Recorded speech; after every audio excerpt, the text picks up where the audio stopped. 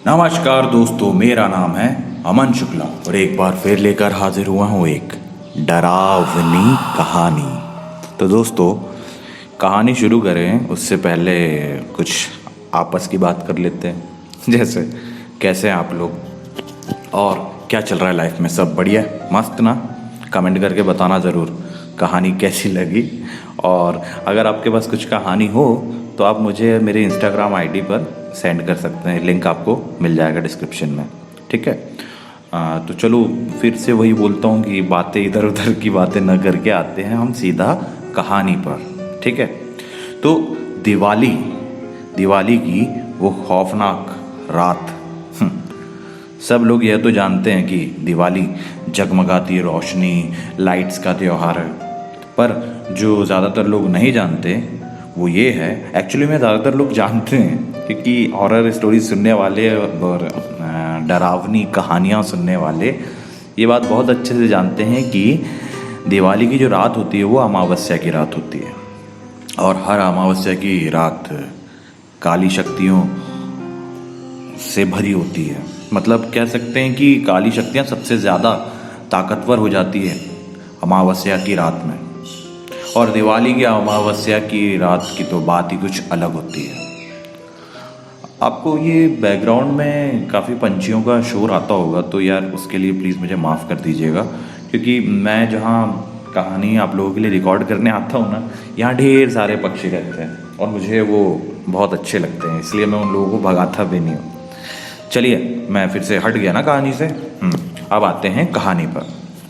तो जैसे कि हम बात कर रहे थे कि दिवाली की रात अमावस्या की रात होती है और अमावस्या काली शक्तियों की रात होती है। लेकिन ना 19 साल का अमित इस बात से अनजान था। वह अपने दोस्त जय के साथ दिवाली की रात सड़क पर घूम रहा था। तभी जय की नज़र मंदिर के पीछे एक सुनसान से घर के पीछे गई। मतलब ये लोग दिवाली की रात में सड़क में घूम रहे थे और वहाँ पर जो मंदिर था, मंदिर के पीछे एक सुनसान सा घर था। उसके पीछे जय की आंखें जाती है कि भैया यहाँ पे क्या हो रहा है। तो क्योंकि वहाँ पर ना एक सुंदर लड़की लाल साड़ी पहनी दिया जला रही थी। जय अमित को लेकर उस घर के पास चला गया। जैसे ही दोनों वहाँ पहुँचे, उन्होंने देखा कि पूरा घर दियों से सजा था। उन्हें बालकनी में खड़ी वो सुंदर सी लड़की नजर आई। उसने फिर वही मन लुभाने वाली मुस्कान देकर उन दोनों को अंदर बुलाने का इशारा किया। अब घर अंदर से भी ये लोग पहुंच जाते हैं अंदर, है ना? तो घर अंदर से भी उतना ही खूबसूरत सजा हुआ था जितना कि बाहर से। मेज़ पर खाने के लिए अलग अलग चीज़ें रखी हुई थी। जैसा कि सब लोग जानते हैं कि दिवाली की रात हमारे घर में काफ़ी प्यारे प्यारे पकवान बनते हैं, ढेर सारी मिठाइयाँ आती हैं। तो ऐसे ही कुछ माहौल उनकी मेज़ पर भी था, जिस मेज़ पर खाने की अलग अलग चीज़ें रखी हुई थी। अमित मेज़ से एक लड्डू उठाकर खाने लगा, पर उसके हाथ से गलती से वह लड्डू जो है नीचे गिर गया। जैसे ही अमित लड्डू उठाने के लिए नीचे झुका, उसने देखा कि मेज के नीचे एक भयानक काली परछाई थी, जो अमित को देखते ही कहीं गायब हो गई।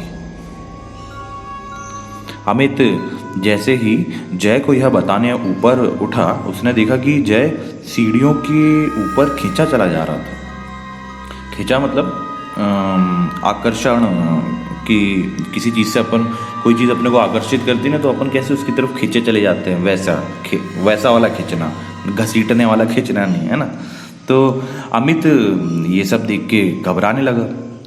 फिर अचानक घर में पायल की आवाज़ आने लगी, जैसे कि कोई लड़की एक कमरे से दूसरे कमरे में जा रही हो। अमित उस आवाज़ के पीछे पीछे सीढ़ियों से ऊपर चला गया, लेकिन ऊपर जाते ही उसे कमरे के अंदर पंखे से लटकी हुई एक लाश दिखाई दी। अमित उस लाश का चेहरा देखकर बुरी तरह कांपने लगा, क्योंकि वो किसी और की नहीं बल्कि जय की ही लाश थी। अमित डरते डरते पीछे मुड़ा तो उसने ठीक सामने मतलब उसके सामने ठीक वही सुंदर सी लड़की खड़ी हुई थी और उसे देखकर मुस्कुरा रही थी। पर इस बार अमित को वह मुस्कान मन लुभाने वाली नहीं बल्कि बेहद डरावनी लग रही थी। अचानक घर की सारी लाइट्स बंद हो गई। वह घर धीरे धीरे खंडर में बदल गया। वह लड़की अब भी अमित को देखकर मुस्कुरा रही थी। अचानक लाल साड़ी पहनी हुई उस लड़की के बाल सफेद और लंबे होने लगे और आंखें जो है एकदम लाल पड़ गई और चेहरा एकदम डरावना सा हो गया। अमित उसे देखकर एकदम सुन्न पड़ गया था। वह लड़की हाथों में चाकू लिए अमित की तरफ बढ़ रही थी। अमित ने किसी तरह अपना होश संभाला और बिना कुछ सोचे सीधा घर से बाहर भागा, लेकिन वह लड़की अभी भी अमित के पीछे पीछे आ रही थी।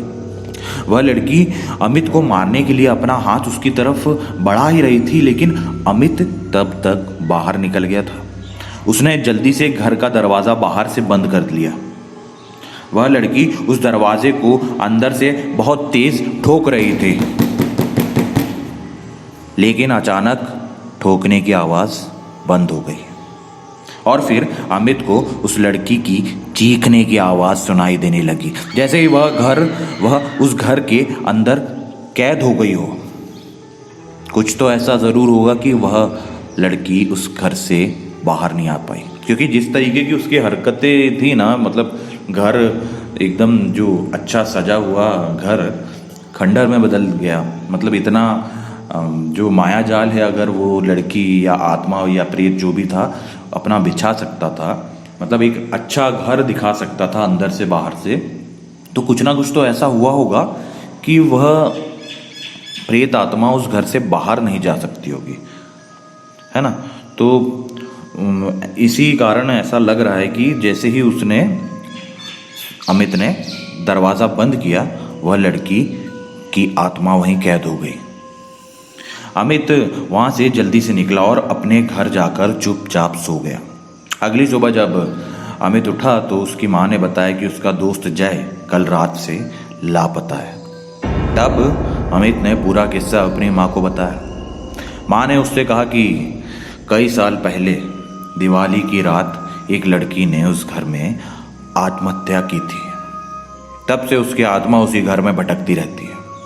किसी को कभी पता नहीं चल पाया कि उसने आत्महत्या क्यों की और उस घर में कोई भी नहीं जाता अब। यह बात सुनकर अमित पूरी तरह से हिल गया। वह यह यकीन करना चाहता था कि जो भी उसके साथ हुआ वह एक बुरा सपना था, पर उस रात के बाद उसका दोस्त जय कभी वापस नहीं आया और अमित को आज भी दिवाली की वो खौफनाक रात और उस लड़की की भयानक चीखें सोने नहीं देती है। हालांकि किसी भी नॉर्मल इंसान के साथ ऐसा कोई भी मतलब डरावना किस्सा हो जाए तो ये एक बहुत बड़ा मेंटल ट्रॉमा में चले जाता है इंसान, जिसके कारण वो मतलब अपने होश हवास खो बैठता है, अकेला नहीं रह पाता। ऐसी ही हालत कुछ अब अमित की भी हो चुकी है।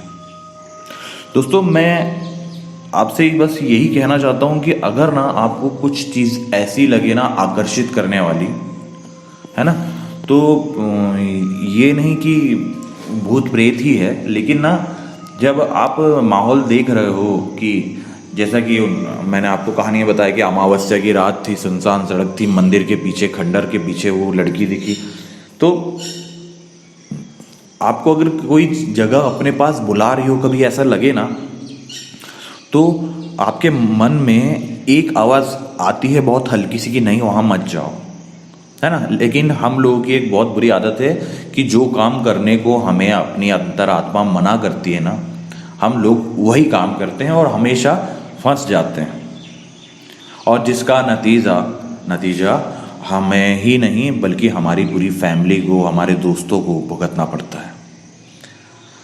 अमित की किस्मत अच्छी थी कि वो जिंदा बच गया, लेकिन उसका दोस्त जय नहीं बच पाया। और अब ना, अब आप लोग बोलोगे कि कहानी तो यहीं पे ख़त्म हो गई है, लेकिन मैं ज्ञान क्यों दे रहा हूँ, तो प्लीज़ थोड़ी बहुत मेरी ये बातें सुन लिया करो यार, है ना। और एक और चीज़, आज मुझे एक नई चीज़ पता चली कि हम लोग जो ब्रिज पे सिक्के डालते हैं ना, तो पुराने ज़माने से हमारे यहाँ एक प्रथा चली आती है कि जो नदी रहती है, जैसे अपनी गंगा नदी होगी, नर्मदा नदी होगी, तो जब भी आती है तो उसमें हम सिक्का फेंकते हैं, है ना। लेकिन पुराने ज़माने से ये प्रथा चलते आ रही है, लेकिन पुराने ज़माने में ना क्या होता था, तांबे के सिक्के भी हुआ करते थे, और जिसे लोग नदी में फेंकते थे। क्यों? क्योंकि तांबे की क्वालिटी ऐसी होती है कि वो जल को, पानी को शुद्ध करता है। इसी कारण नदियों में सिक्के फेंके जाते थे। और मुझे मतलब ऐसा पता चला तो मैंने सोचा बता दूं कि हम जो लोहे के सिक्के, अपने जो सिक्के चलते हैं ना, ये सब डालने का कोई फ़ायदा नहीं होता वैसे, लेकिन फिर भी मैं किसी की भावनाओं को कुछ ठेस नहीं पहुंचाना चाहता। अगर आप डालते हैं तो बहुत अच्छी बात है, नहीं तो एक चीज़ जो मुझे पता चली थी आज, तो मैंने सोचा आप लोगों को बता दूँ, शायद आप लोगों के काम आ जाए, है ना। और आखिरी में बस यही कहना चाहता हूँ कि अगर आपको कहानी पसंद आई हो, और एक और चीज़ बताऊँ, सॉरी, क्या है ना, अभी मौसम सडनली चेंज हुआ है काफ़ी, तो ना तबीयत थोड़ी ठीक नहीं है, तो अगर आप लोगों को एनर्जी का लेवल थोड़ा लो लग रहा होगा, तो उसके लिए मैं तहे दिल से माफ़ी चाहता हूँ। और बस अब जाते जाते यही कहना चाहता हूँ कि अगर आपको कहानी पसंद आए तो हमारा चैनल सब्सक्राइब कीजिए, कहानी को लाइक कीजिए, शेयर कीजिए, कमेंट करके हमें बताइए कि कहानी कैसी लगी, और बने रहे मेरे साथ। मैं हूँ आपका दोस्त अमन शुक्ला, और लाता रहता हूँ डरावनी कहानियाँ। धन्यवाद।